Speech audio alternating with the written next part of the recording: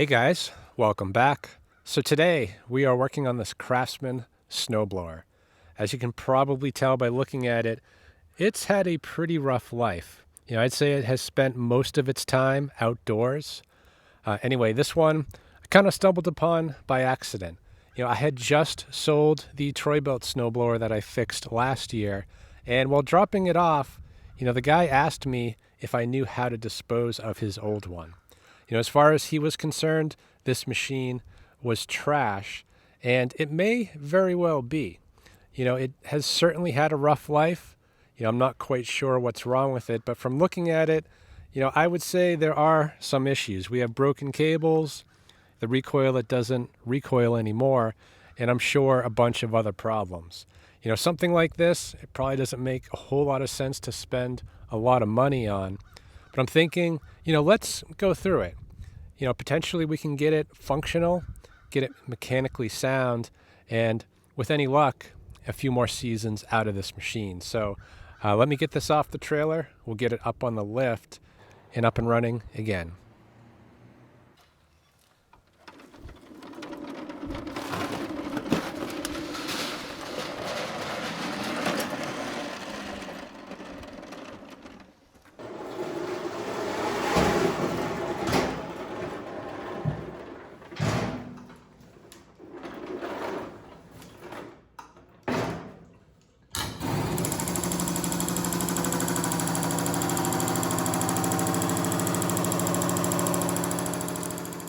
Well, at the time, it seemed like a good idea to bring this one home, but now that it's here and on the lift, I'm kind of having second thoughts on this one.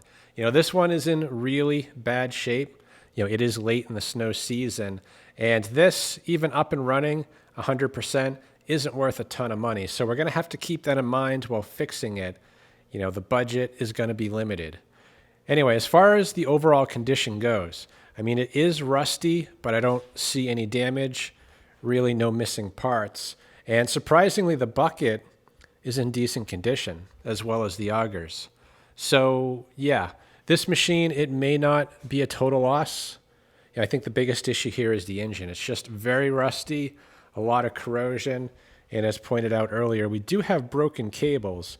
And I'm actually noticing the cable over here, though it's not broken, it actually appears to be two separate cables taped together with some electrical tape. So yeah, we definitely are going to have our work cut out for us on this one. Anyway, I'm not going to worry too much about the actual snowblower part until we know we have a good engine. So let's start there. So let's check the oil. And yeah, actually we have oil. It's filled almost to the full mark. And it looks to be pretty clean, so that is a good sign. And let's see what we have in the tank. The outside looks pretty bad. Hopefully the inside's a little better. And actually, it looks great. That cap is in good condition. The fuel, definitely a little bit past due, but it doesn't smell terrible. There might be a bit of debris. But yeah, overall, the tank is actually in really good condition.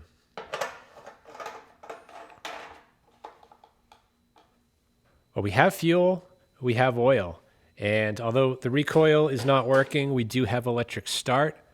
There is a crack here on the top of the plastic, so hopefully water didn't seep in there, but I'm thinking, let's turn the ignition on. We'll hook up some power, crank the engine, and see if this thing shows any signs of life. So we get this cord plugged in. It's not live at the moment. I'm going to stand back for that one. And let's see, the ignition's already on. We're kind of at a medium speed. And we'll also turn the choke on. And this goes against my better judgment because I can't actually see if the throttle plate is stuck. And the resting position is usually wide open throttle. So if it's stuck and it starts, this engine's going to run at wide open throttle. So let's get this plugged into power. Hopefully we don't see any fireworks. So far, so good. So I'm going to walk over to the other side of the machine just so I'm closer to the controls in case I need to shut this down quickly. The choke is on, ignition's on. We'll give it a couple pumps of the primer. And I do hear fuel, so that is a good sign. So let's try the button. And we get nothing. So the electric start, it doesn't work. Yeah, unfortunately, the electric starter does not seem to be functioning. So, we'll tear into that later and see if the issue is with the switch or potentially the starter itself. But until we know we have a good engine, I don't think it's really worth our time to look into that right now. So I'm thinking instead, let's shift gears and pull the starter recoil. There's only 3 bolts holding it on. Assuming we can get them out, we will see if there's any way to repair this so that we can start the engine manually.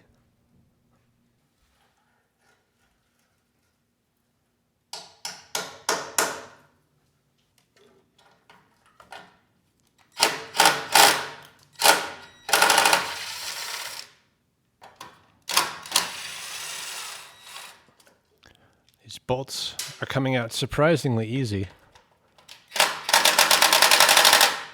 Oh, shouldn't have spoke.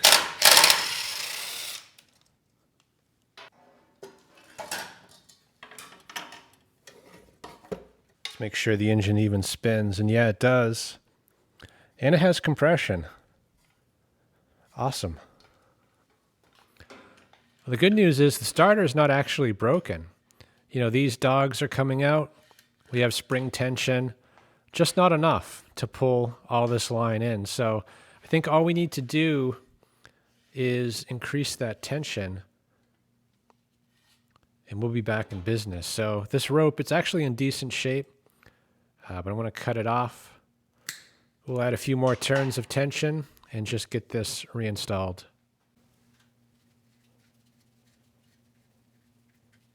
That should be enough.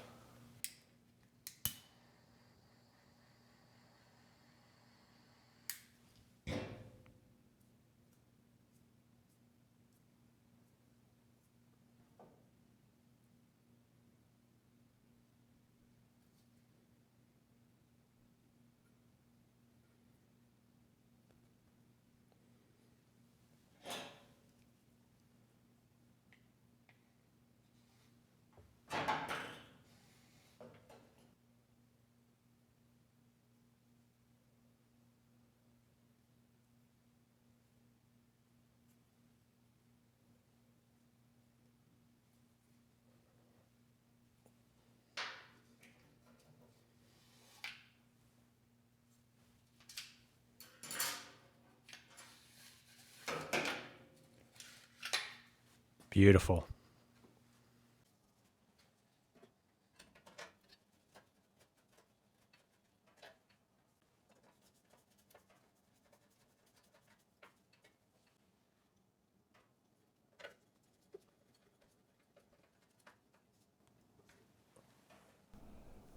All right, let's give this a try. We'll turn the choke on, ignition on, about half throttle. Give it a couple squirts of fuel.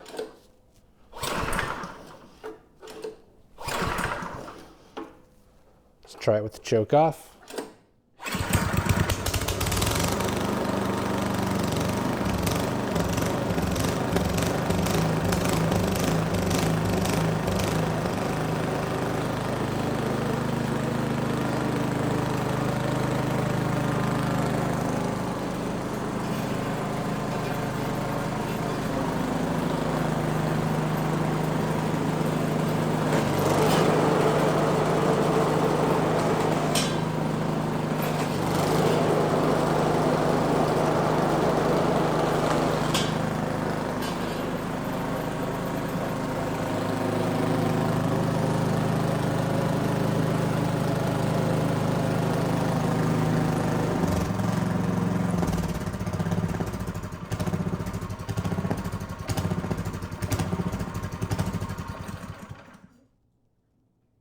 Well, that went pretty well. My earlier regrets about bringing this home may have been unwarranted because the engine, it did start and it actually sounded very good. The carburetor was running the engine, although I did have to choke it a bit to get it to smooth out. but it did smooth out. And we tested the auger. We couldn't test the drive. The auger did engage, but I did discover that one of the shear pins is actually missing, the one that goes right there. So that is something we need to replace. And then when I shut the machine down, it wouldn't shut down with the throttle control. I did have to pull the key.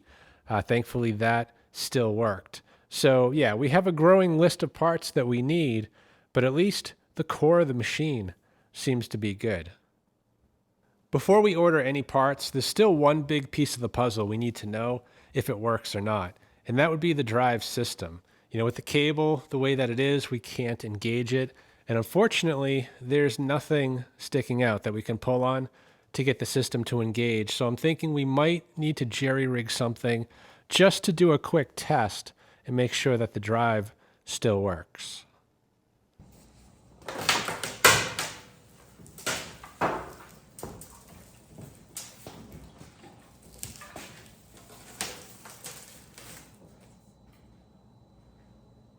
Yeah, that is a pretty crusty underside. So we could have issues in there. And I'm also noticing we have water dripping out. So that is not a good sign. And also the scraper, it's pretty worn out. Definitely needs to be replaced. So yeah, this machine, it's gonna need a lot of work. Anyway, there's only 4 bolts holding this bottom tray on. So let's see if we can get those out and get access to what we need. So you missed it, but I got 2 of them out, and they're not coming out easy. But so far, no broken bolts, and I probably just jinxed myself.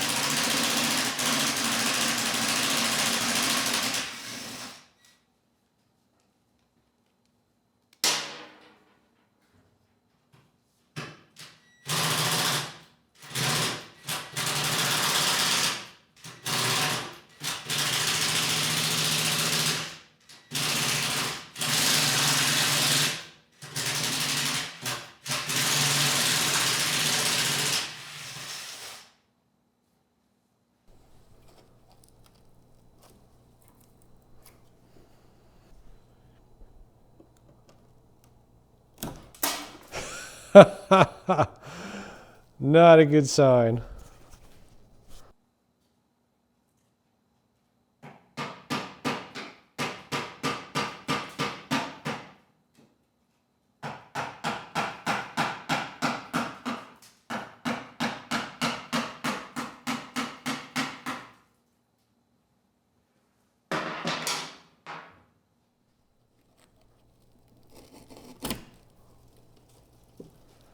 Oh boy.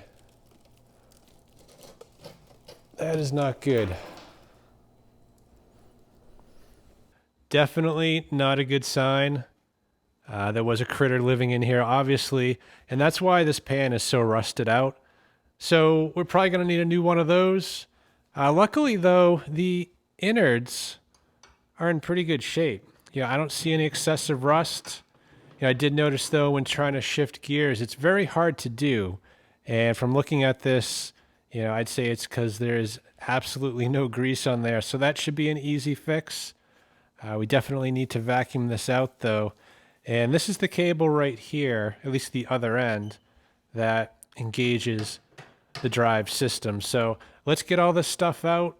We'll see if we can't rig something up, and we'll try starting it again and just make sure that everything is good as far as the drive goes.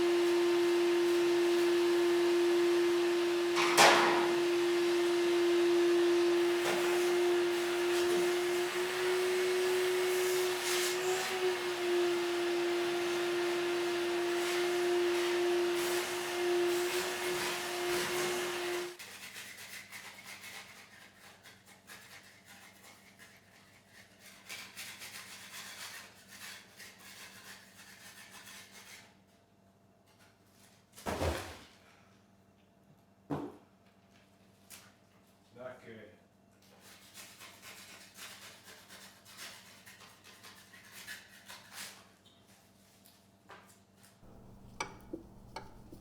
So I've just been spending a minute greasing this up.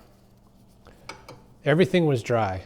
So, the gear selector wasn't sliding very well. And this gear also was dry. So, I'm just about done. Get a little bit more grease on there.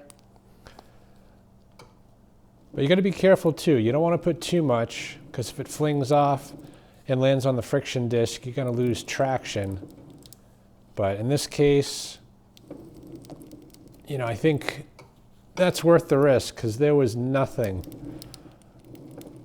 for lubrication down here.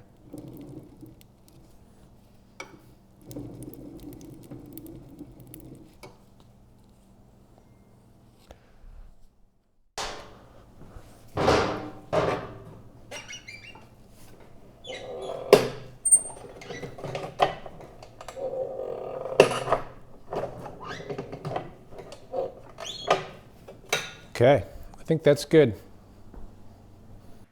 So as far as jerry-rigging this goes, I don't have a replacement cable, obviously, but if I can get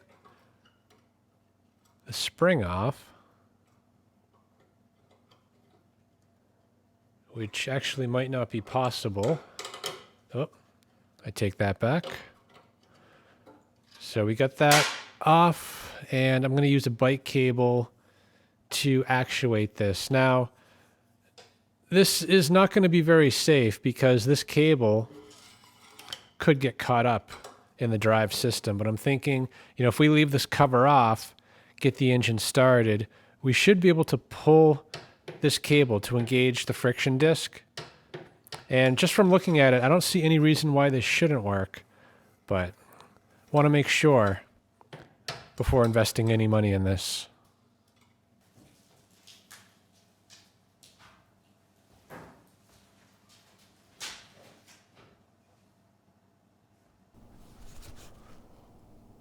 All right, ignition's on, choke's on. Give it a couple squirts.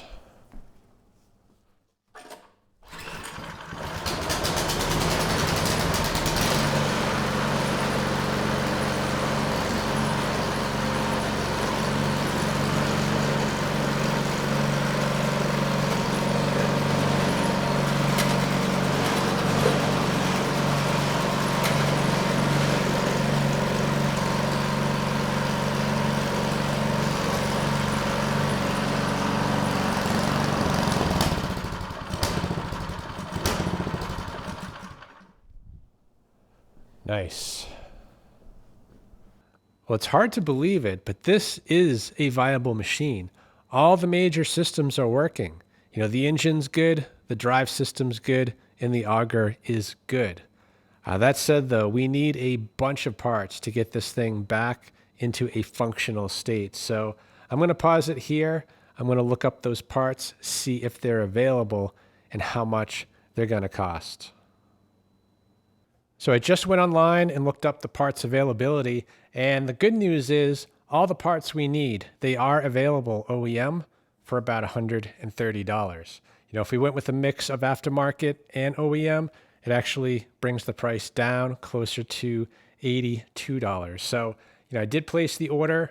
Those parts will be here in a few days. So I'm thinking, while we wait for those parts, let's get the carb off, we'll get it cleaned up, and get this engine running right. So I'm actually going to start by getting the starter off. One of these screws actually holds on to some of the plastics that kind of go to the other side where the carburetor is, and we can't get the carb off until we get the plastics off. But of course, these are pretty rusted in, so let me try the impact.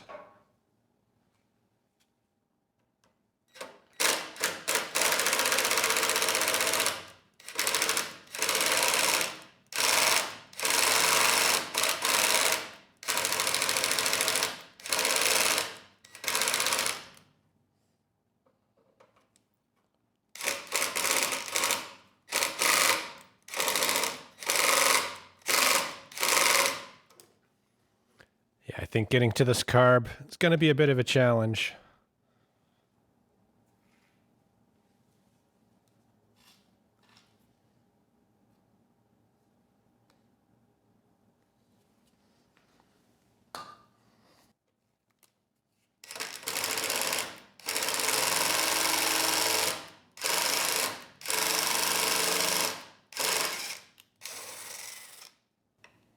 think we broke that one.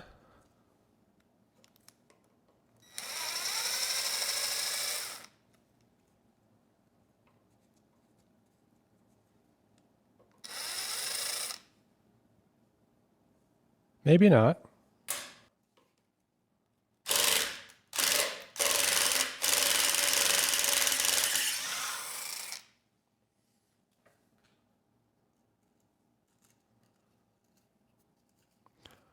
So yeah, we actually did break the bottom one. And the top one was being more stubborn, but actually that one, I think, came out in one piece.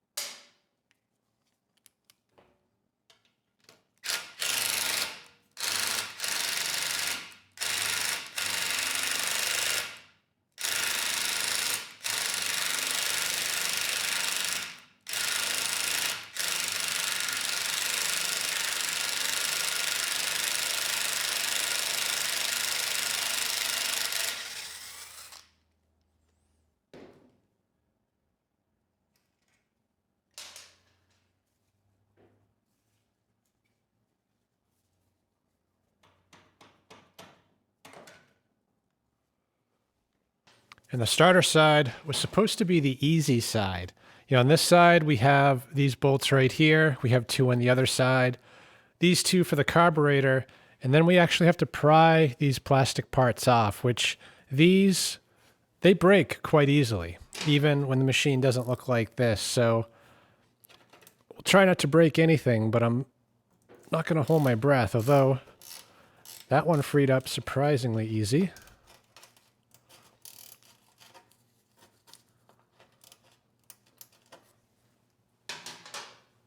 See if this one's going to be as easy.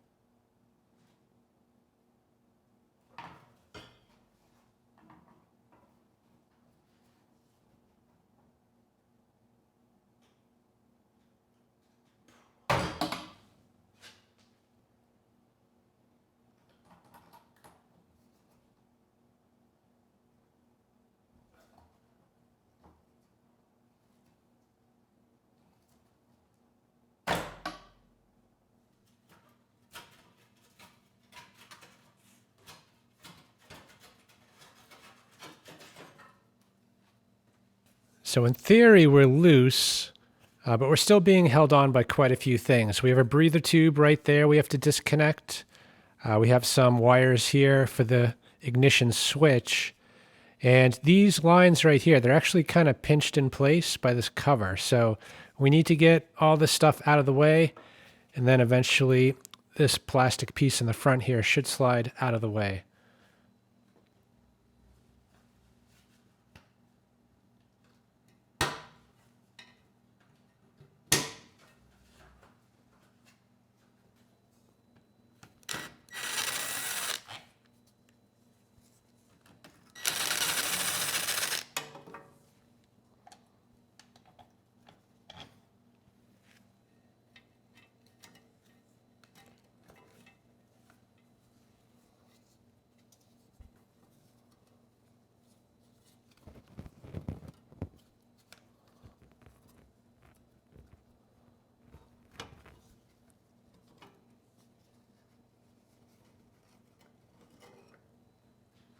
So I think we're mostly free now. The big exception here being the primer. So I'm actually just going to pull the line off the back of the primer. Then I think we can pull this plastic off the front.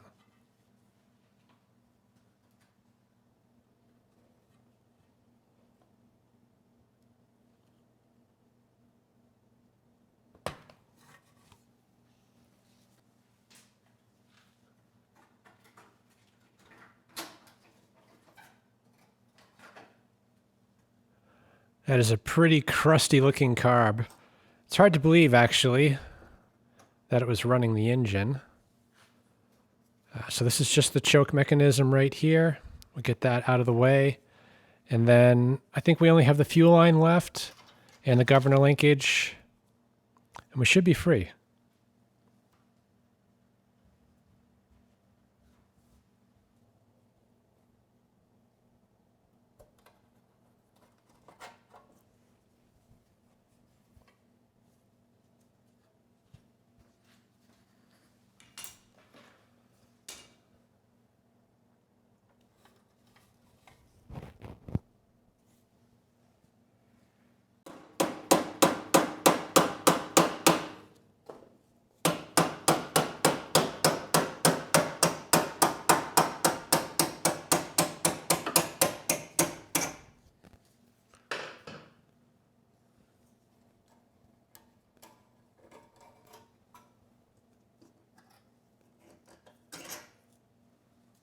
All right, let's have a look inside here. And as bad as it is on the outside, we know it can't possibly look like that on the inside.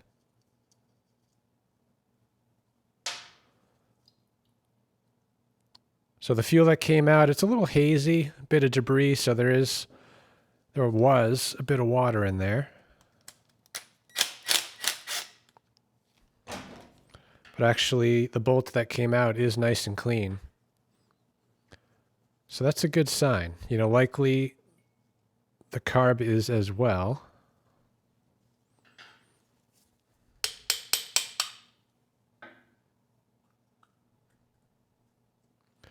And yeah, this is in very good condition. So kind of like the rest of the machine, you know, it's pretty rough looking on the outside, but mechanically, functionally, it's all there. You know, it's just not been maintained. So yeah, the float looks good. The needle looks good. Let's see if we can get the pilot jet out. And this one actually is not a regular screwdriver. So yeah, maybe we can just twist it out. Or maybe I can just jam a screwdriver in there. I'm not sure why they would do this. This is just an idle set screw. And it's actually kind of seized in there. Let me try some pliers.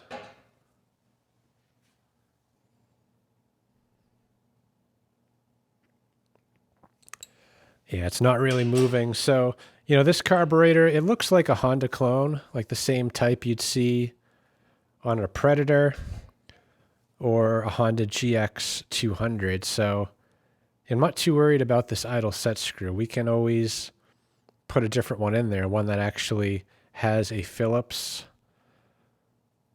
on it. I don't know if I'm turning it or just breaking it, but it does not feel good. Let's get a little PB blaster in there.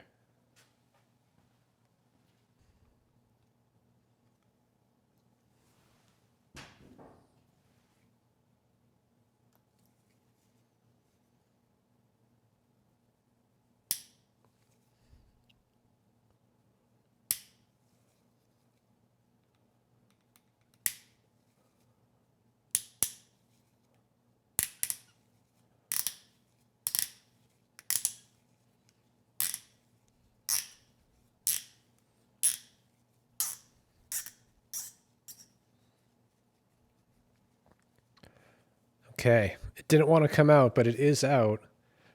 And the pilot jet, that's what we're after. It's actually in kind of crooked, so someone's probably been in there before. So I'm thinking let's actually spray the top of this with some carb cleaner before pulling this jet out. You know, there are small passages in here, and, you know, pulling this out and getting dirt in there isn't going to help anything.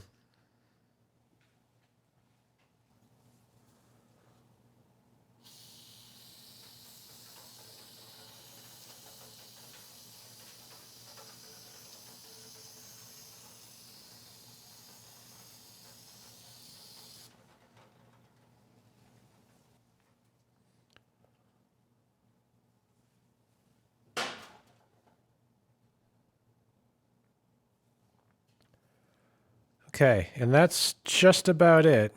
We only have the main jet and the emulsion tube down the center. So let's try to get those out, and then we'll go through all the passages and just make sure they're clear.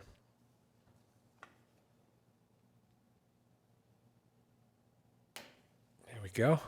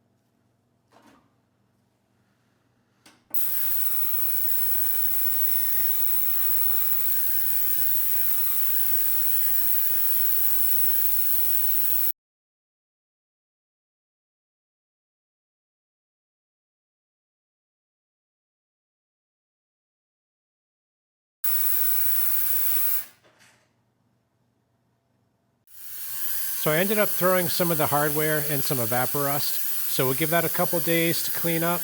The carb is actually done and ready to be put back together. So we'll do that in a minute. But right now I'm running some other parts through the ultrasonic. You know, this piece has been cleaned up already.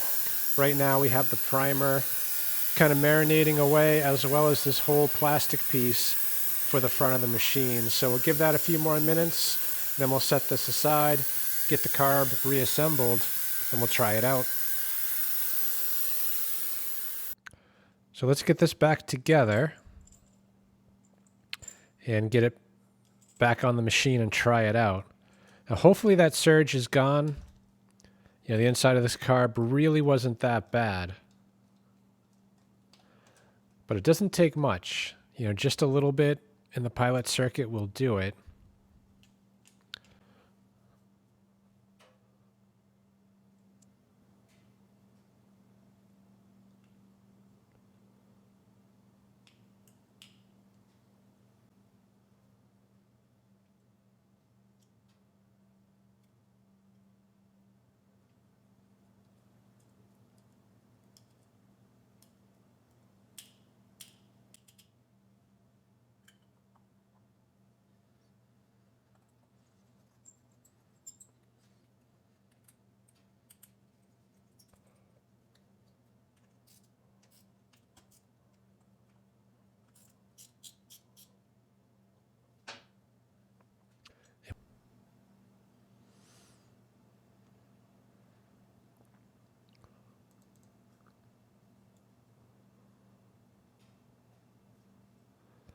Okay, that's all the way down. And instead of using this idle set screw, I am going to steal the one from this parts carb, which just has a regular Phillips.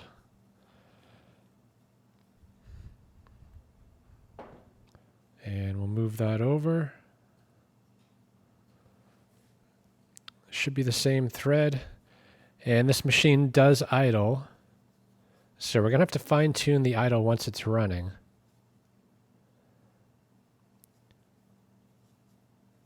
I think for now we'll leave it right there.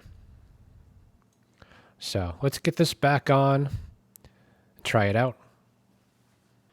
So we'll get this back on, but I'm not going to connect it to the fuel tank or put really anything else on. I want to run it as is just to make sure it's good. And even if it is good, I'm probably going to hold off anyway because, there's other things we need to do in here. And likely this carb is going to have to come off again, even if it runs the engine well.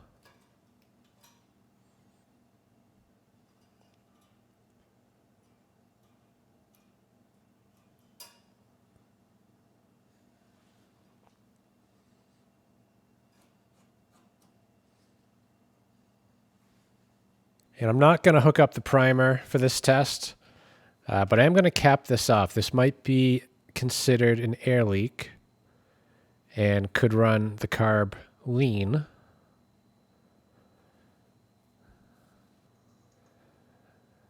And I'm just going to use these spacers because the threads aren't long enough.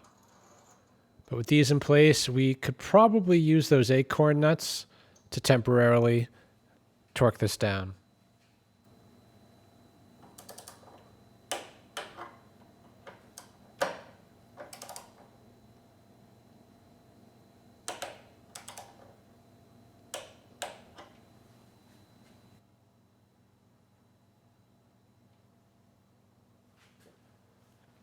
It's taking a lot of fuel.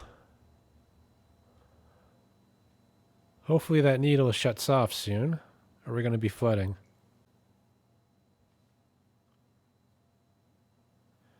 And there we go. Needle shut off. So let's choke it. We'll try to start it, and hopefully we can turn the choke off and have it run without a surge.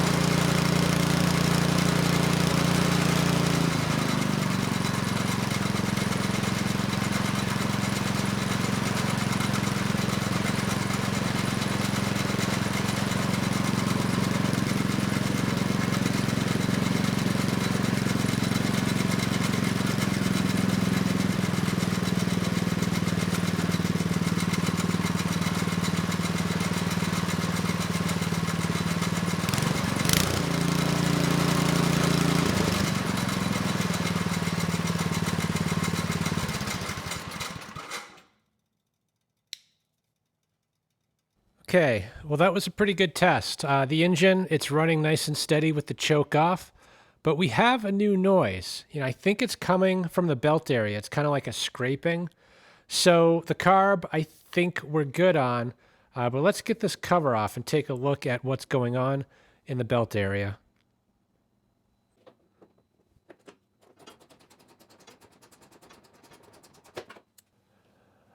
We're getting pretty lucky on this machine. So far, only one broken bolt.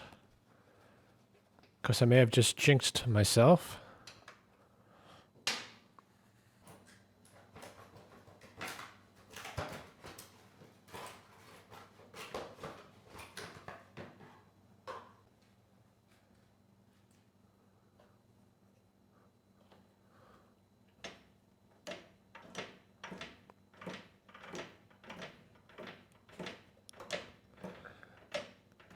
I don't know, things actually sound pretty good in here. I'm not hearing that scraping anymore. So I might restart it actually with this belt cover off and just see if that noise comes back.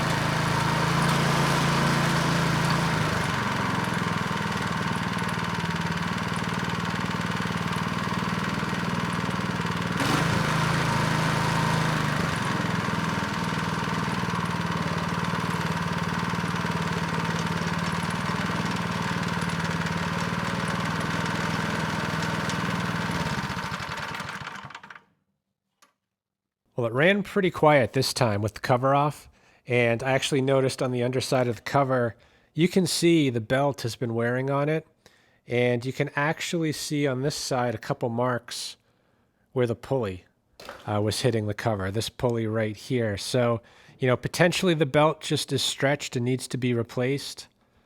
But that I am not so sure of, because the cable for the auger, it is a homemade cable. It is the wrong length. Right now there's absolutely no tension on it. And the adjustment on the pulley, as well as the adjustment over here, they're both maxed out. So there is no further adjustment. But I think if we get the right cable on there, this problem might go away. So I'm going to hold off on ordering a new belt. For now, we'll just leave the cover off, and we'll circle back to this later if we need to. I just noticed we have an extra shear pin, actually two, one on each side here. So let's grab one of these, and we'll get it installed in the auger to replace that one that's missing. It looks like the remnants of the old shear pin is actually still in there. So hopefully that comes out.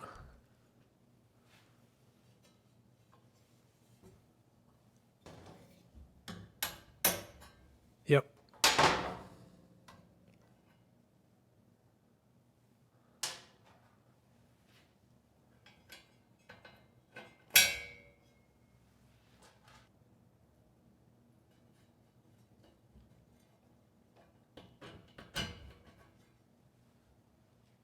Well, we're down another cable. I just hit the auger lever and that one snapped.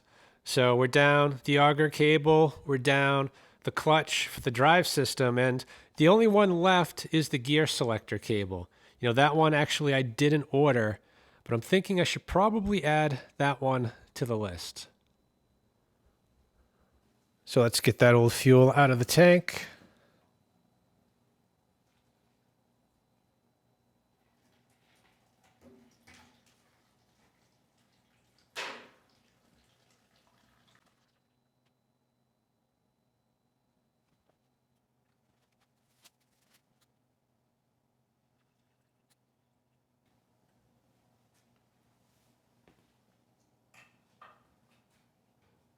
So while we wait for parts, I do want to take a look at the ignition switch, the one that's attached to the throttle.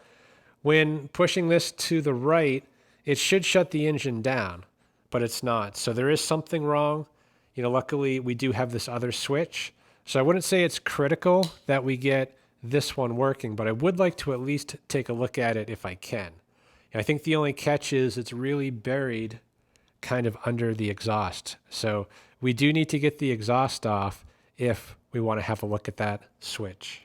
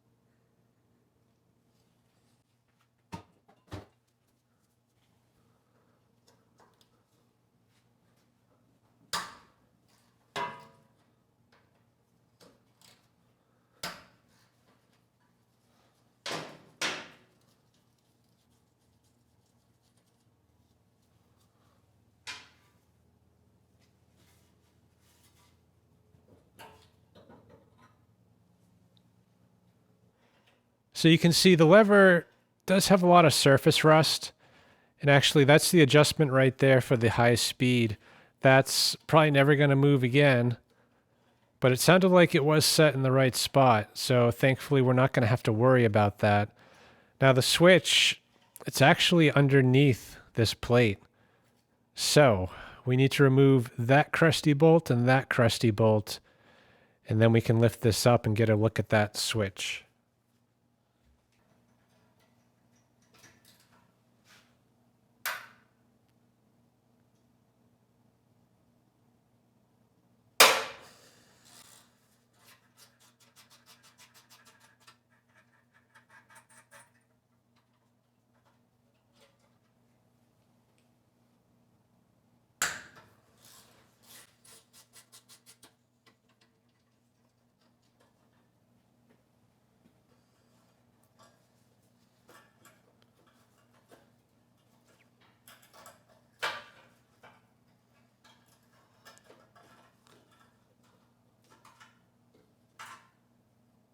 So the problem is, when you move this lever, this rusty piece touches that clean contact, and this actually provides a ground which goes down to the coil and kills spark.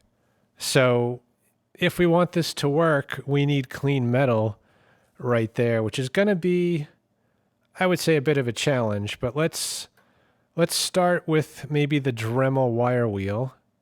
And if that doesn't work, then we'll go to plan B.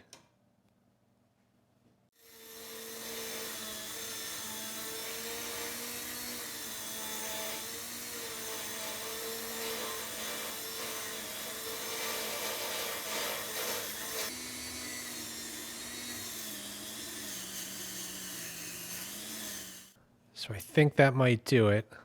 And there's really no easy way to test it, although I guess we could. Yeah, we could probably disconnect it right here and just use a multimeter. We'll test from there, and we'll connect the other lead to somewhere on this throttle control and see if the switch works now.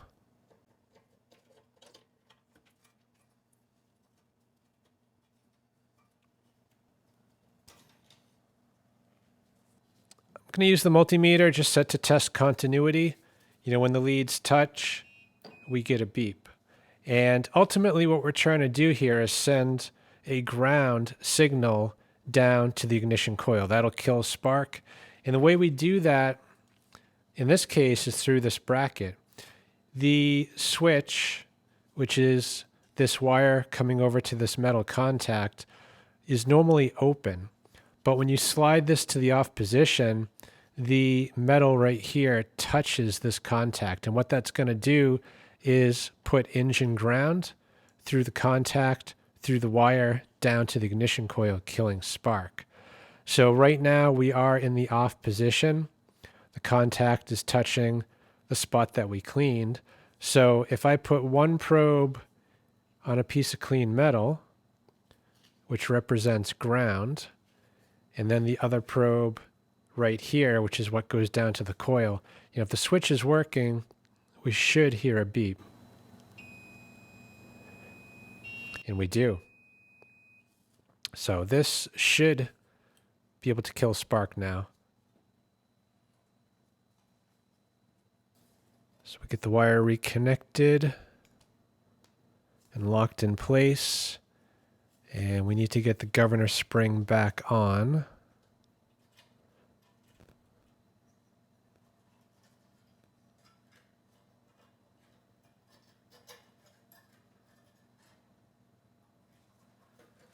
Okay, we've got that back in its right spot.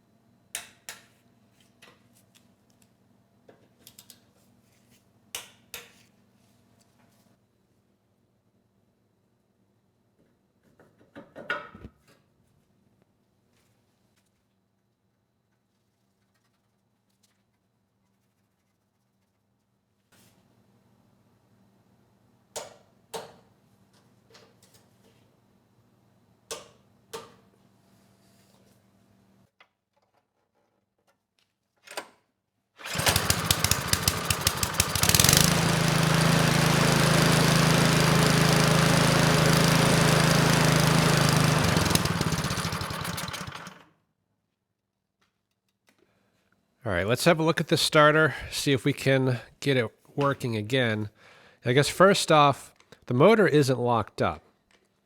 So either we have bad brushes, potentially a bad winding, but my money would be on a bad micro switch. It does feel a little bit crunchy, and given there is a crack in the housing, you know, water could have got in there. So this one we got pretty lucky on. There are screws to open this up.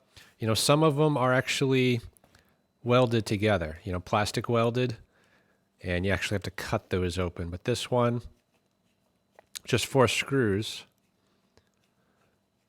and then we should be able to take a look inside.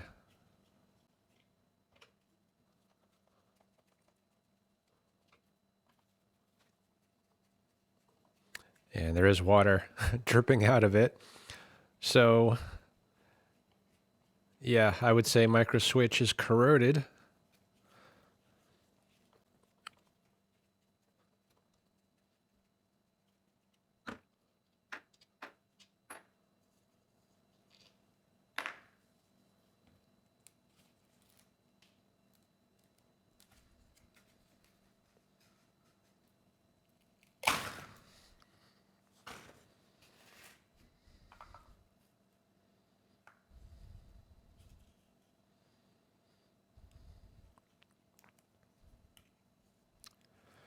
And yeah, it is absolutely soaked in here. So I'm going to blow this out with air. We'll get the switch out. You know, we can test that with the multimeter. But yeah, I'm willing to bet that that is the problem.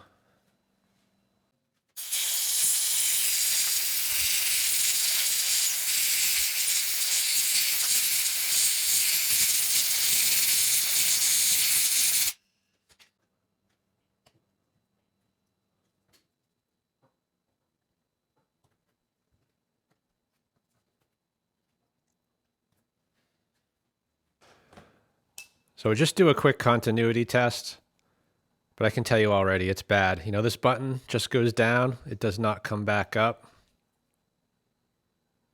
And in the down position, we should have continuity, but instead it's open circuit. So, you know, I guess we've got 2 choices here. We can get a new switch and save $100 and get the starter working again, or you don't even need a switch. I mean, technically, you could just wire this together and use the extension cord to start it.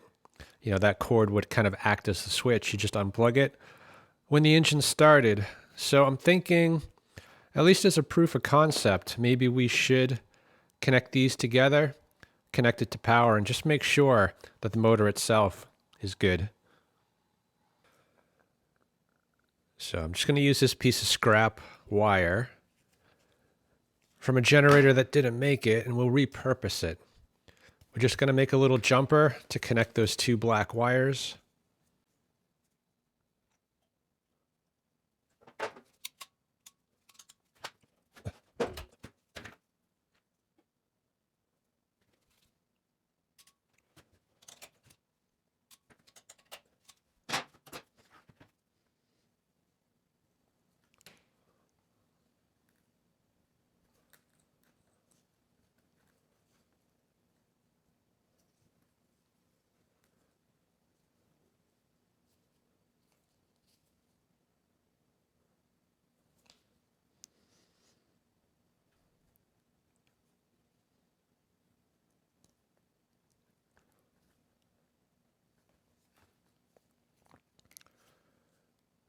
Okay, that should do it.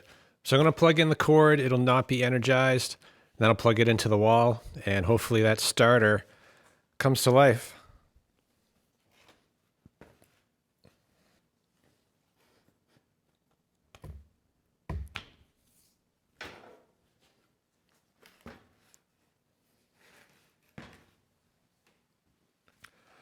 So if the motor's good, this should turn it on.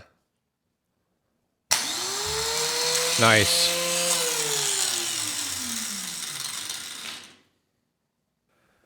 All right, awesome. So we just saved $100. You know, that new micro switch is only about $10 from Amazon, and it'll be here in 2 days. So that is in the budget. You know, a new starter motor was not. But as it turns out, we should be able to fix this one. When I rolled this in, I made myself a promise that I wasn't going to try to paint this. This machine is really just too far gone. The goal was to get it running 100% mechanically, and it's looking like we're going to be able to do that. And we actually do have a couple days before the parts start showing up. So, I'm not going to strip the whole machine down and paint it and make it look like new. I think we're well beyond that point. But I do want to try to improve on it. These black parts on the engine, they are the worst. And, without a little bit of paint, there's going to be nothing left in a few years. So I'm thinking, let's try to get the blower housing and the tank off. We'll get those cleaned up the best we can, get some fresh paint on, and we'll do the same for some of the heat shielding.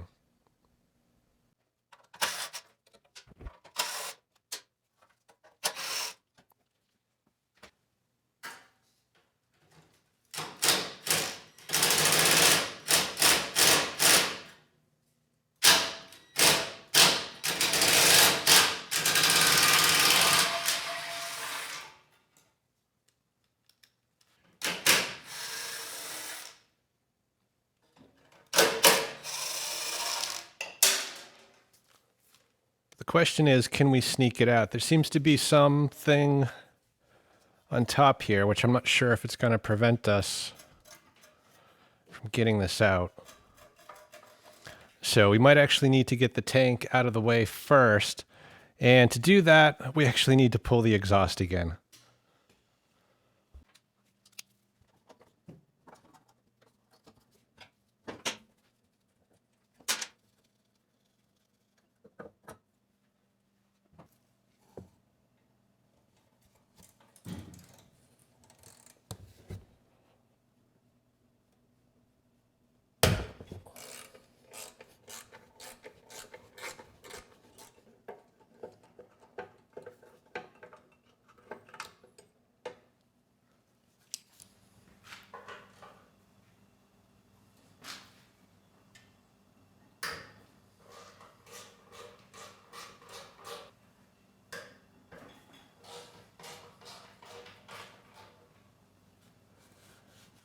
And actually, there's a plastic piece on the top. We might have to pull,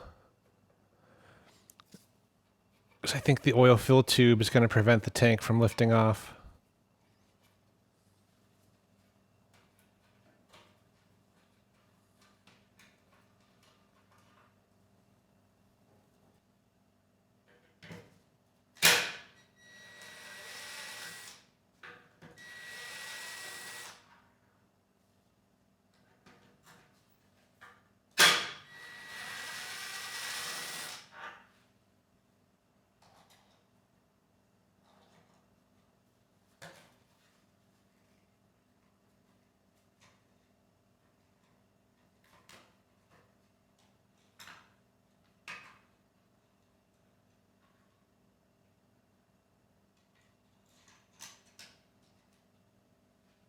I'm completely shocked that we haven't broken a bolt.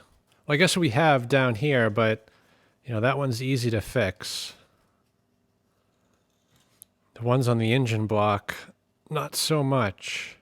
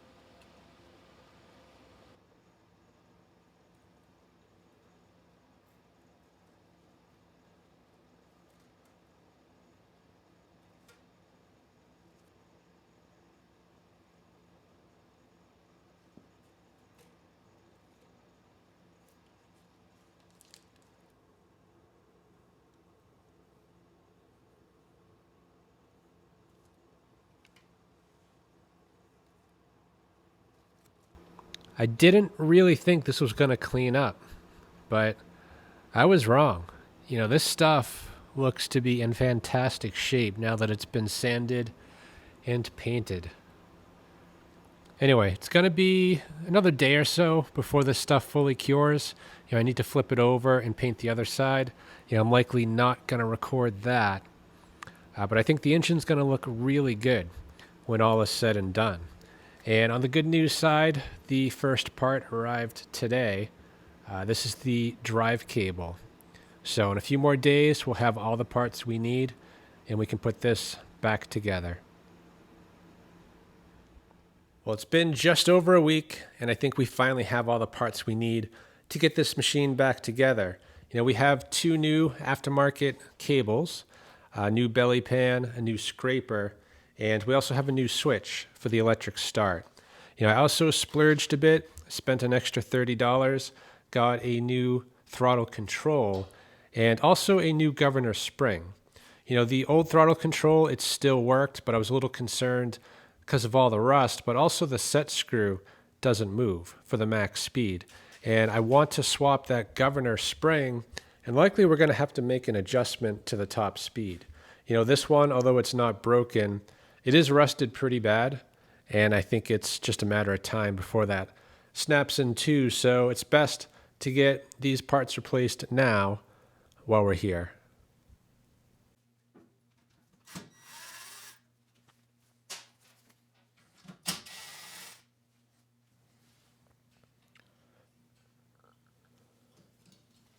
So get the spring disconnected, and then we just got to unplug the wire.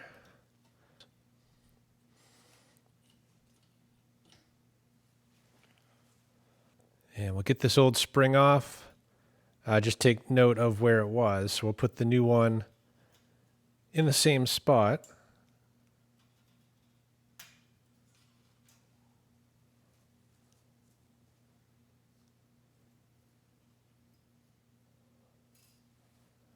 I misspoke earlier too. This part is not brand new. I ordered it used off of eBay.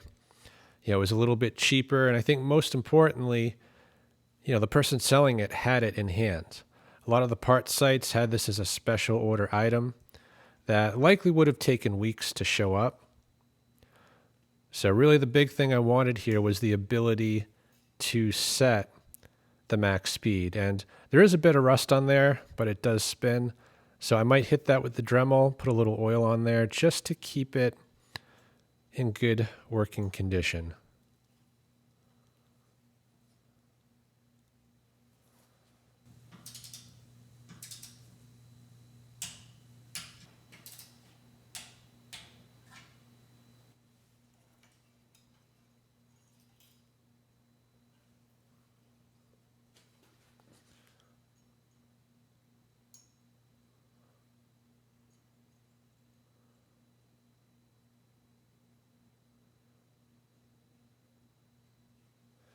Something's not right.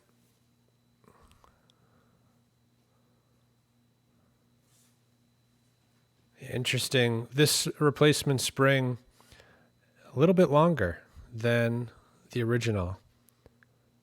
So this spring, it was advertised for a Honda GX200, I believe, or a Predator 212, which is what this is a clone of. But clones, they do sometimes differ, so we do need to shorten this spring length just a bit. So we could modify this new spring. You know, I think that would work fine. But I have, I think, a better choice. The spring we pulled off of there is this one right here. You know, my main concern is not the surface rust, but it's looks like it's about to snap right there. So if I were to wiggle that just a bit, you can see there's like nothing left. So this spring is out, but I do have this other spring which is used. It's a little rusty, but it's not going to fall apart like that other spring. There's still plenty of material left. And more importantly, it's exactly the right length. So let's get this one installed.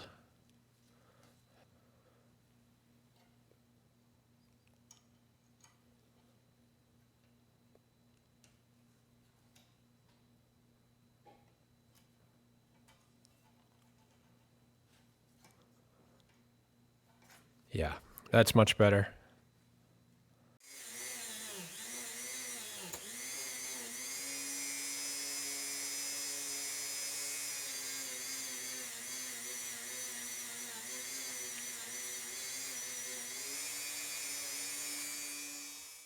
Probably should have ordered a new plug, which I failed to do, but I'm hoping I have one. You know, this is a Honda clone engine. I usually do stock plugs for these engines. Although this one works fine, so worst case, we'll stick with it.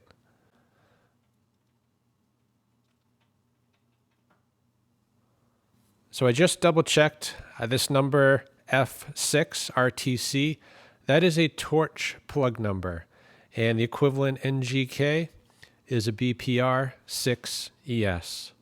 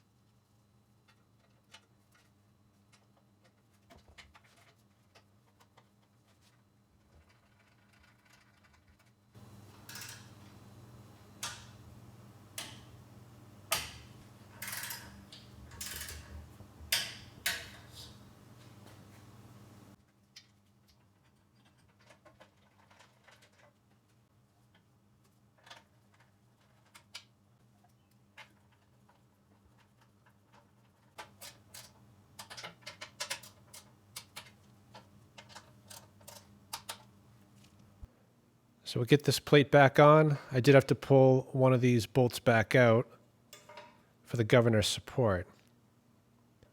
So we'll get that secured. And the bolts I'm using, they were in evaporust. They cleaned up pretty well, although the rust kind of left a black coating, which probably isn't a bad thing.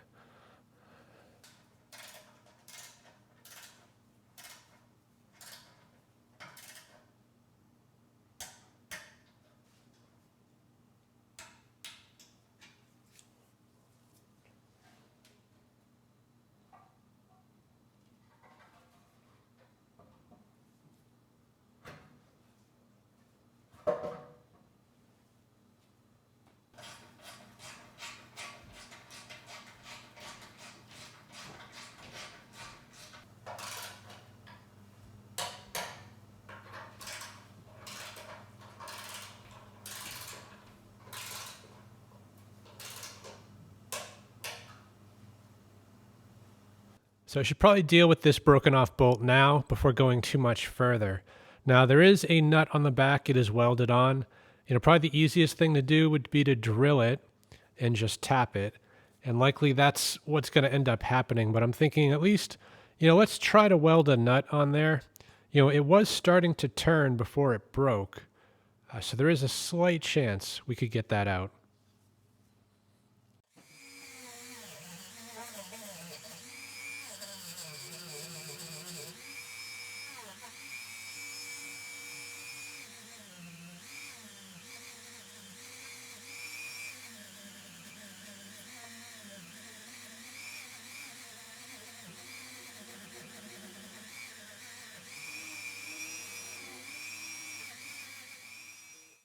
So I'm not sure if we're going to get a good ground doing it this way, given all the rust between here and there. But let's give it a try.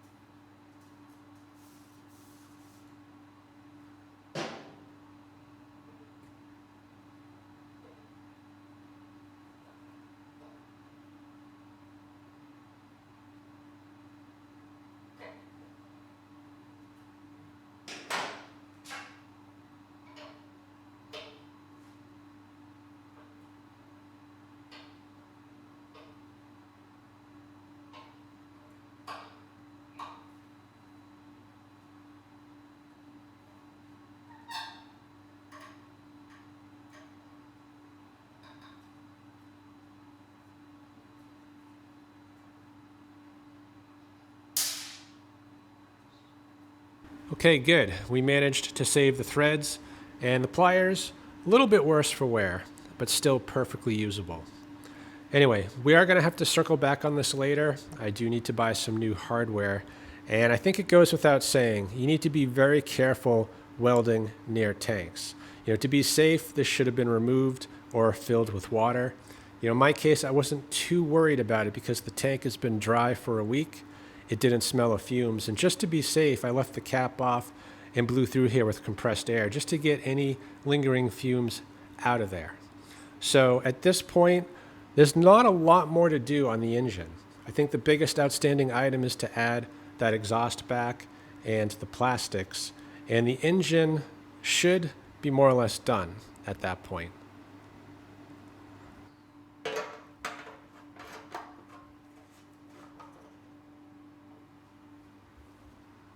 And I guess before we do anything else on the engine, let's change the oil. It's definitely earned it.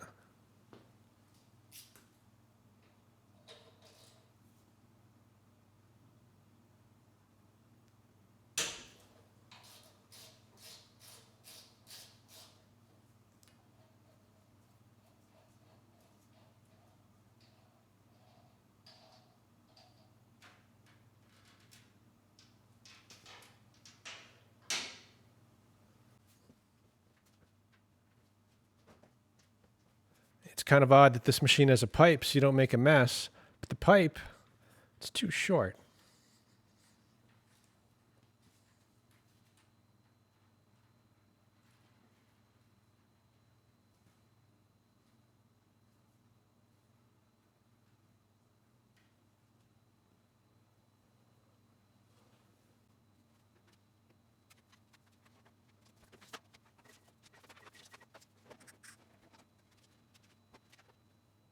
According to the manual, this takes 20 ounces of oil.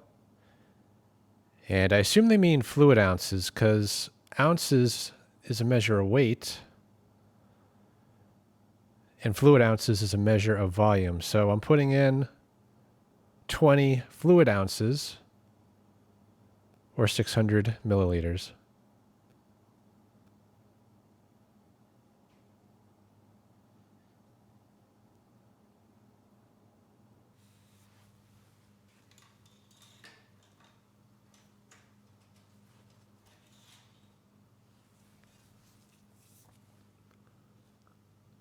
And yeah, that's pretty much perfect. We're right at the full mark.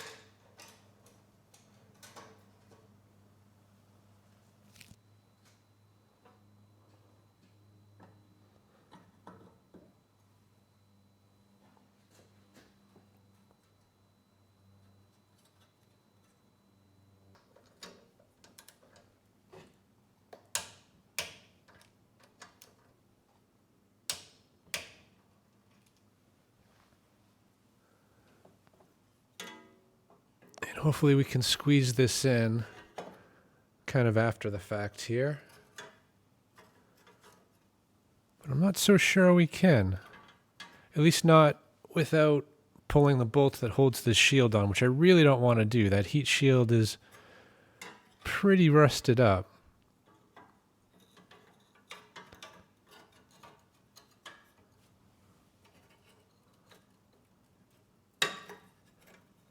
There we go.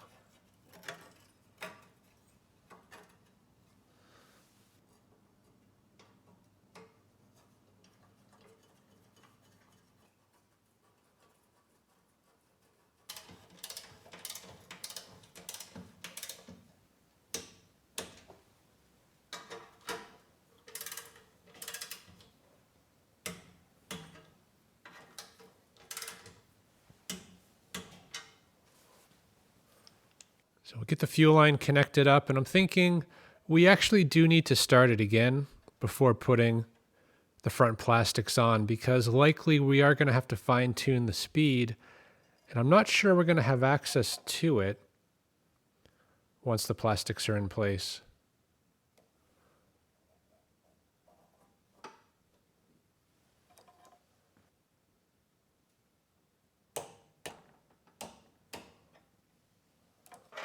I'm going to have to be very careful while filling this tank up. You know, the paint I used, it is engine enamel. It resists oil and fuel, and it can handle a spill, but only after about 3 weeks of curing.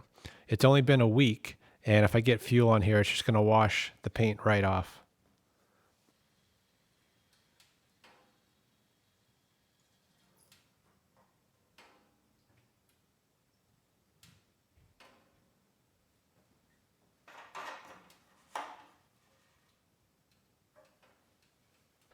So likely we do need to adjust the engine speed since we have a new governor spring and a new throttle control. So this screw right here, this sets the max speed. If the engine's running too fast and I want to slow it down, we drive that in. Or if we need more speed, we should back it out. So let's get the engine started. We'll check the speed where it's at. And we're aiming for 3,600 RPM. That's where the old spring was set at. So I want to match it with the new.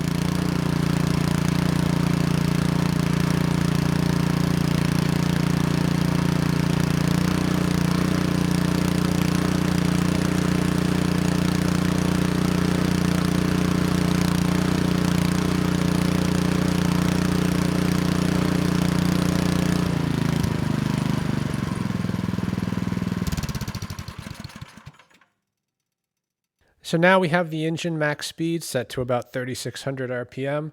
So at this point, I think we can finish it up by getting that front plastic back on. We'll get the starter fixed up and reinstalled, and the engine, I think, will be done. So the first thing we need to do here is actually get this choke adapter in place. So we'll put it on the linkage like that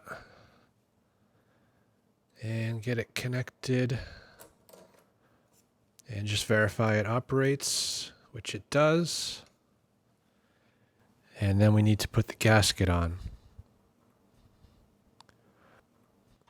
So I'm going to move this throttle control more in the middle, and yeah, it's going to take a few minutes to kind of align everything, get everything plugged in, and then kind of commit. But it's not too difficult. It's just, you got a lot going on here.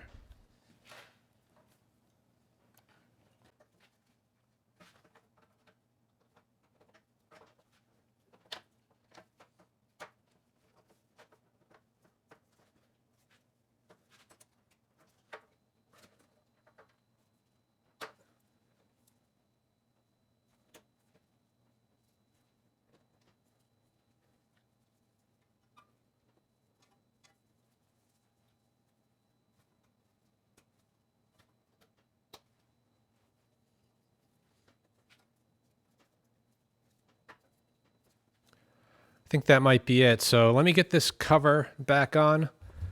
That makes this little air box right there. And then I think we can plug in the primer and then tighten everything down.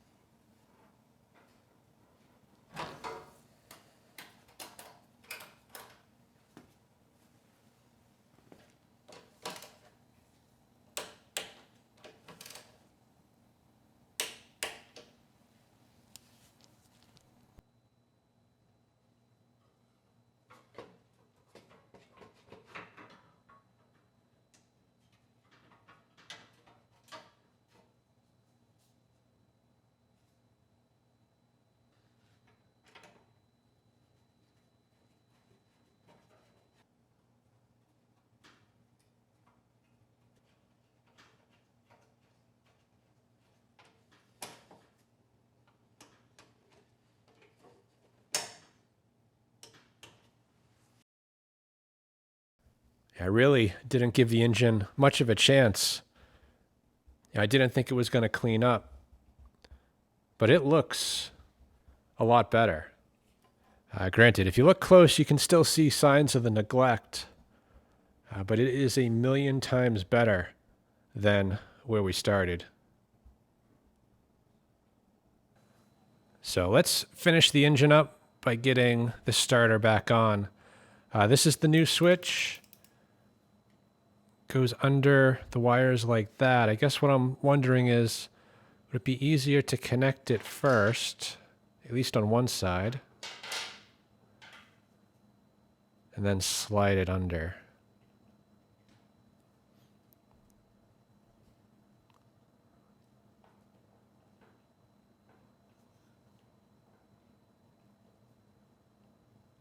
Although I guess it would be even easier if we just lifted this up.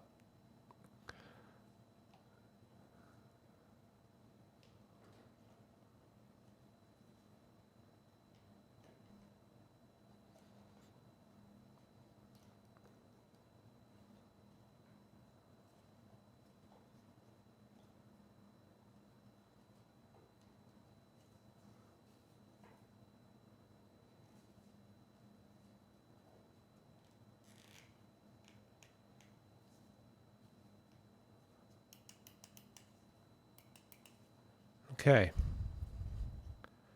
So let me get this resituated. You know, the gasket, it's not in great shape. I'm not sure if that's a part we can order. So potentially we might need to use a little bit of RTV to help keep the water out. So the gasket going around actually is in pretty good shape. The issue is down here. You know, I thought the gasket was broken, and I guess it is, but there was also RTV in there as well. And yeah, that's no longer good. So, you know, this is the top side. This is the side that faces the rain. So I'm thinking I'm just going to use RTV kind of on the top half. You know, that way if water does manage to get in, it has a chance of draining out. So I'm going to use some Ultra Black. This is an old tube and it has a broken cap. So getting it out might be a challenge. We might need to cut it open, but we'll figure it out.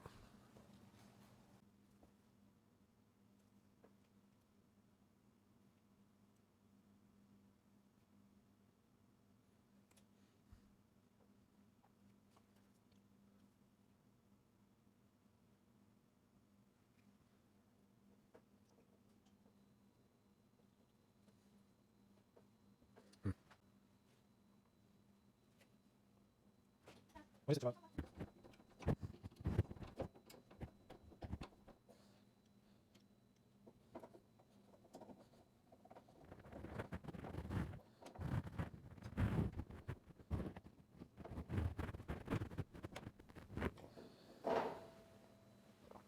I think we got a pretty good seal, but that still doesn't take care of this crack that's going across here.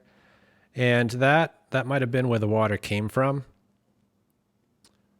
So I could, I guess, dab a little RTV on there, but I'm thinking a piece of electrical tape might be a better choice. The crack starts right about there and goes the length.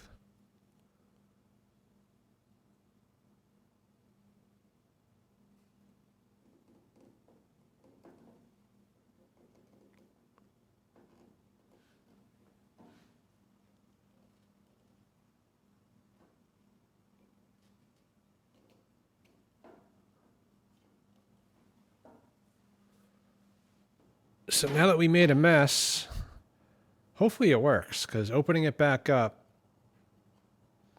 will not be fun. And it works. So let's get it back on the machine.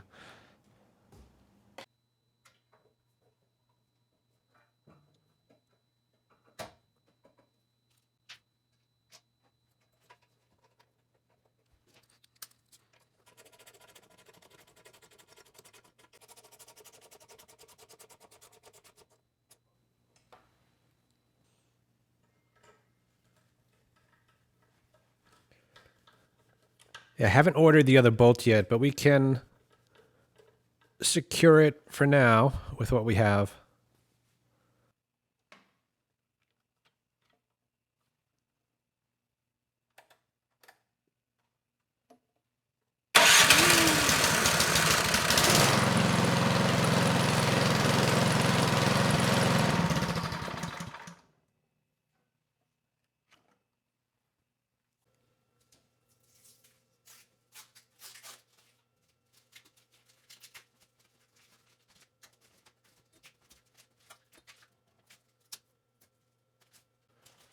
Too bad the whole machine wasn't covered in plastic. It looks like it did a pretty good job protecting the metal.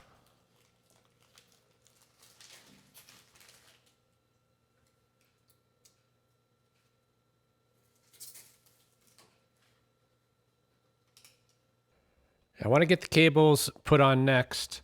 The wheels, thankfully, they're free, and they're actually made out of plastic, so there's no rust or corrosion that's going to damage the cable.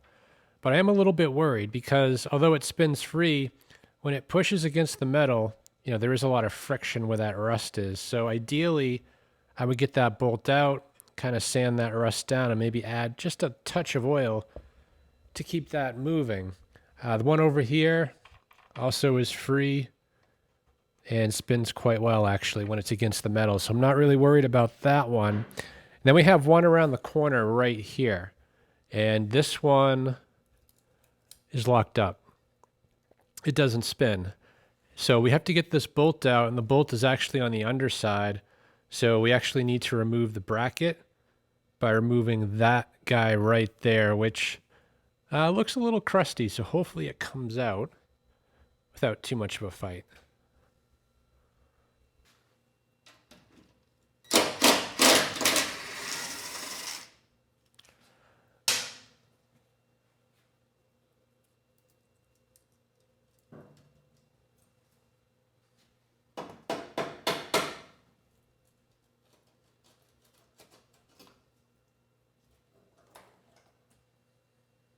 So this one actually is not frozen up. It does spin. I think the issue is, if you look at it, the bolt has a slight bend kind of going that way. So the pulley, it's sitting kind of unlevel, and it's digging in over here. So I think if we just pull the bolt out, find another one that fits, that is straight, this pulley should be good.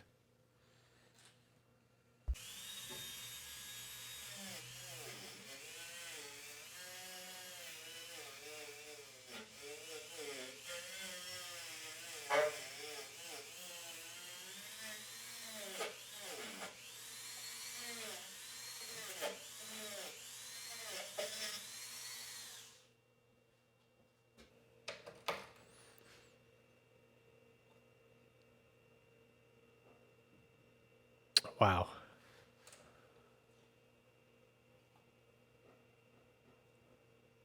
Ooh, there we go. It's not coming out easy. We're not home free yet. There we go.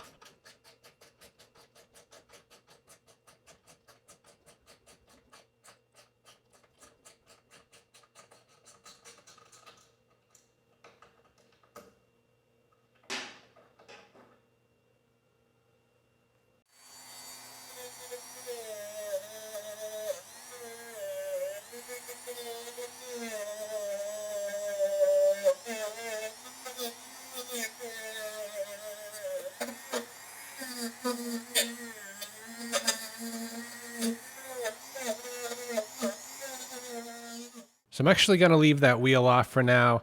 I think you have to put the cable in first and then the wheel, because this right here prevents the cable from coming out, but it also prevents it from going back in. So this is kind of the last thing we want to do. So let's get these adjusters loosened up if we can.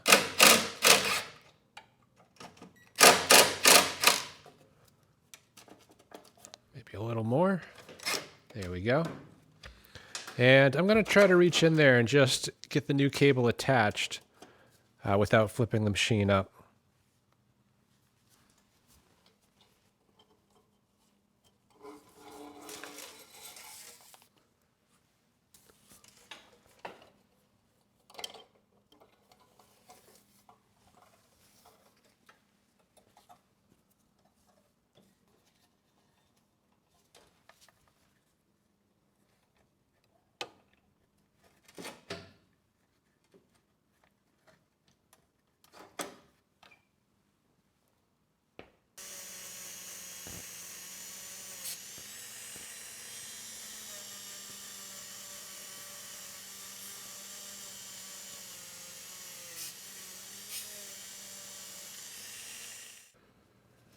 I'm going to get just a bit of grease on the shoulder bolt. Help that wheel spin. And we'll do the same down here.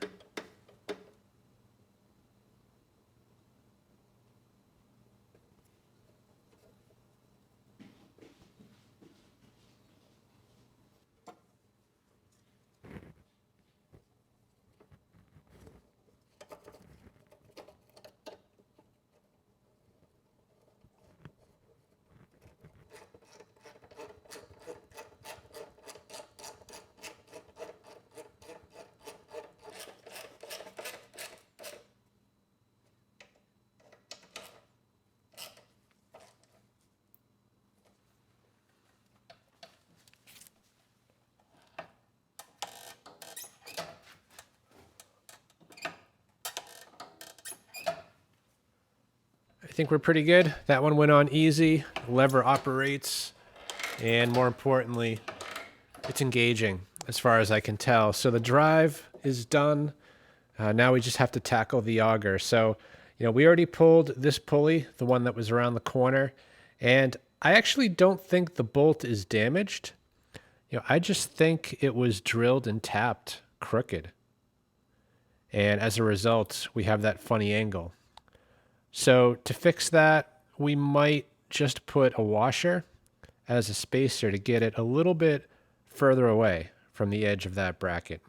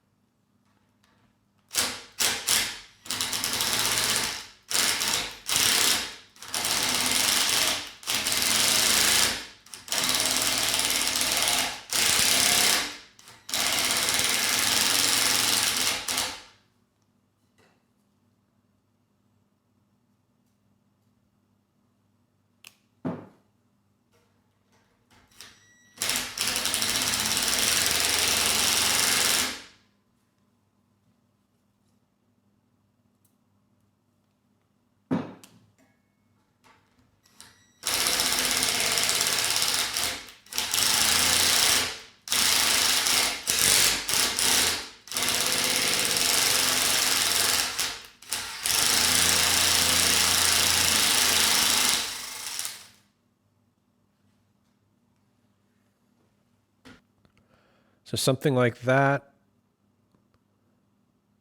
might do it. It should move it away from the bracket just a bit.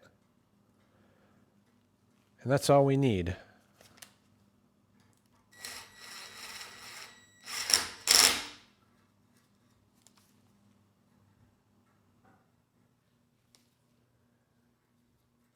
And actually, I might have misread that a bit. Although it was rubbing, now it's not. It's actually rubbing right here on the retainer for the cable. So that actually needs to be bent just a bit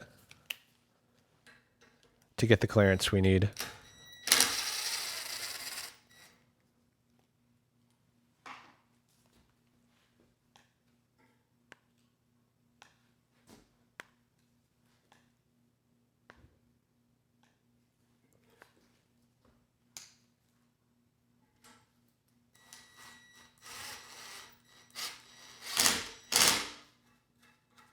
There we go. So one down, there is actually another pulley for the auger. So let's get that off and make sure that one works like it should. And this is probably the only one that actually feels pretty good. But it still has to come off because I can't run the cable through with it in place. And I actually can't back out that bolt because the bar is in the way. So instead, we need to get these loose. Actually, that one has to come out. That one can just be loosened up. We can slide it up, and it should come out. Assuming these are going to play nice. Yeah, it's not a 10. It's a little bit loose.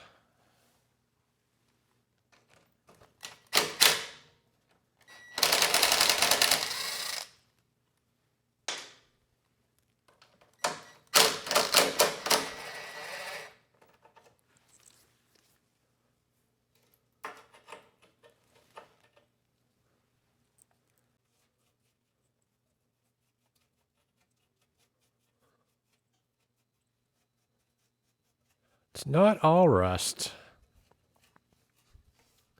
I'm afraid to clean it too much because this paint, well, let's just say it's not attached very well.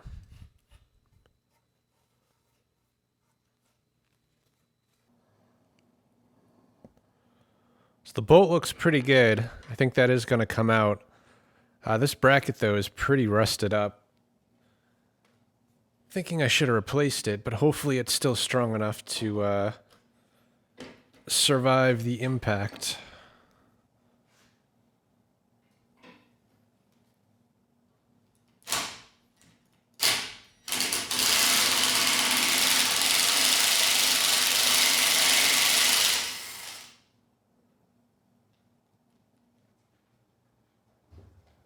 All right, let's try to fish this out. Looks like it's going to be a tight fit.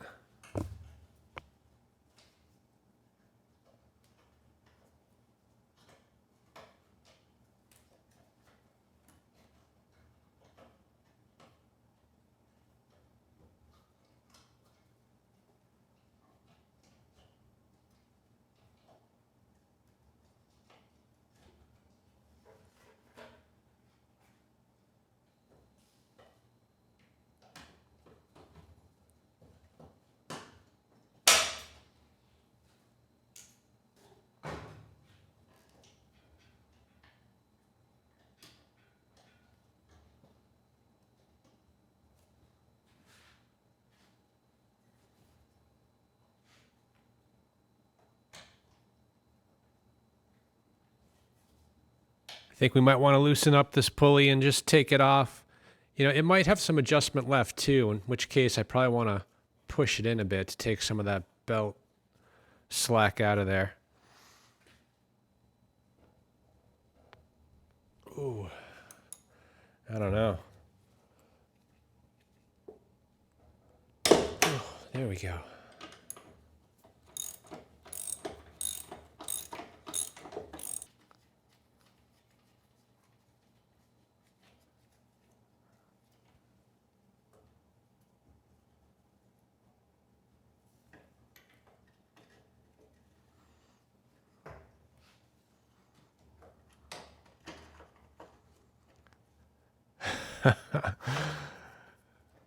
Definitely a tight fit, but it's doable.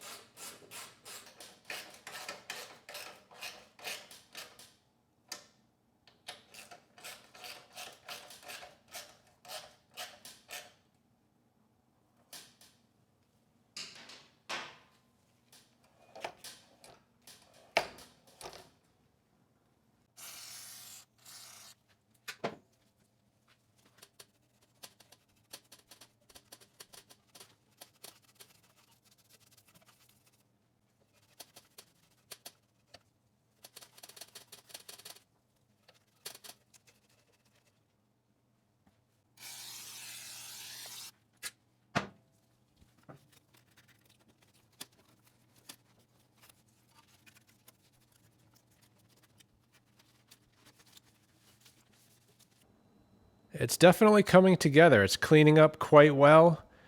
This part of the machine used to be the best part, and now that we've kind of fixed the worst part, you know, it's just highlighting that we definitely need some paint here. But, you know, it's pretty late in the snow season. We actually only have a few weeks left, so that might be a summer project. You know, as far as the cables go, they operate fine. You know, I put a little preload on this so the pulley is not kicked out so far. And the belt, although we do still have maybe a little more slop than I'd like to see, it does fully engage. I don't think we're going to have any issues with that belt slipping. So let's get that cover back on. I think we can get the belly pan on, and then we only have the scraper left.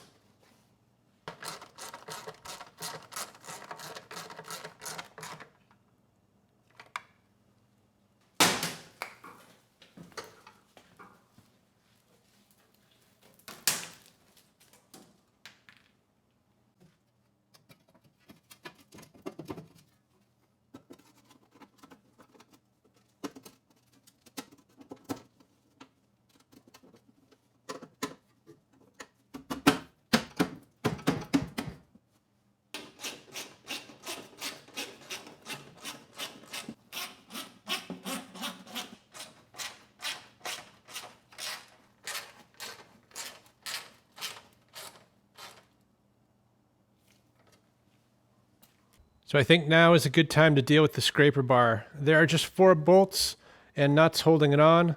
As you can see, the nuts, they are pretty worn out. I think that's the only one that has the slightest chance of coming off. These, I'm not sure I can even get a socket on at this point. But let's try to get out the ones we can. The others we're either going to have to drill or cut off.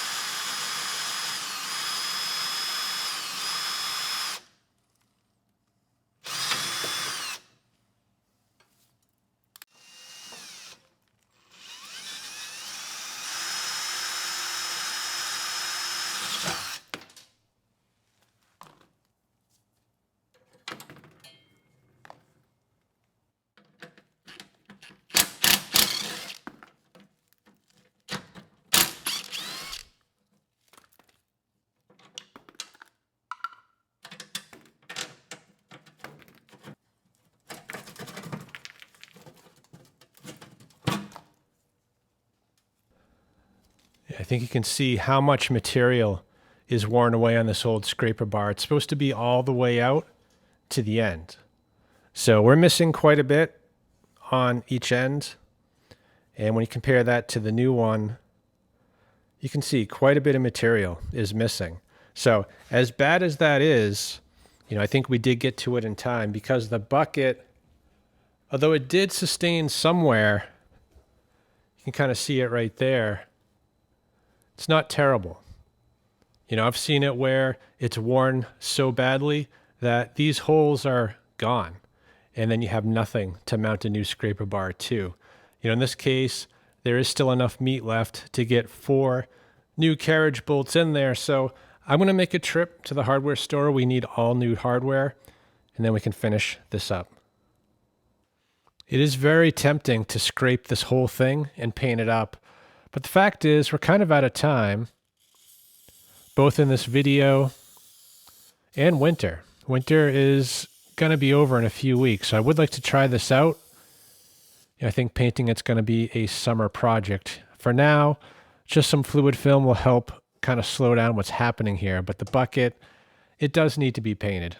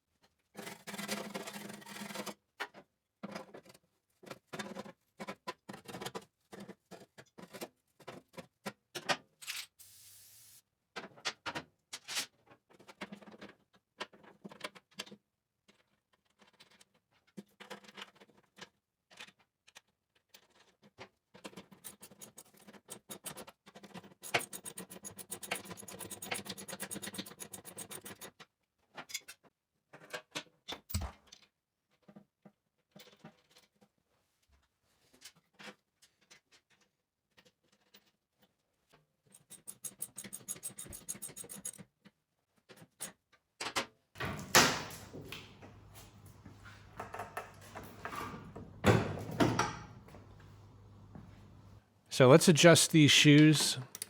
I did put a couple paint sticks under the scraper, so that'll give us about a 3/16 of an inch gap. And like that, we can drop these down and then snug them up.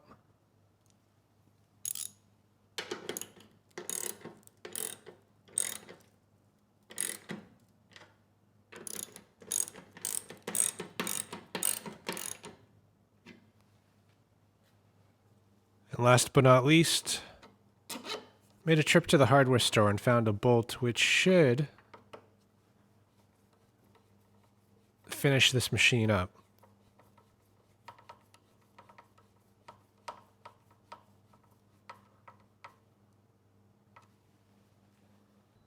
So now that we're back together, in theory, we should be good.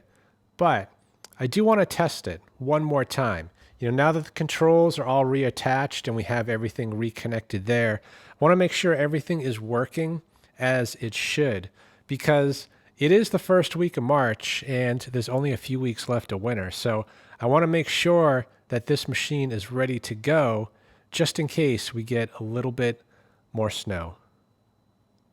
All right, let's give this a try. I've got the choke on, ignition's on.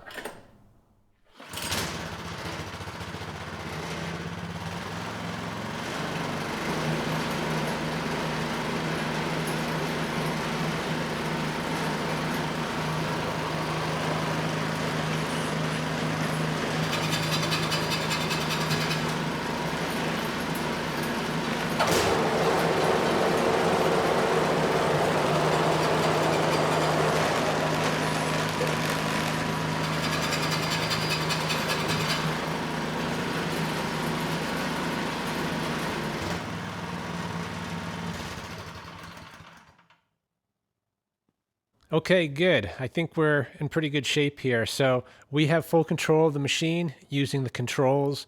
The engine's working well, and all the functions seem to be working as expected. So there's really not much more to do other than wait. And it's not looking good. I just took a look at the forecast in the next 10 days.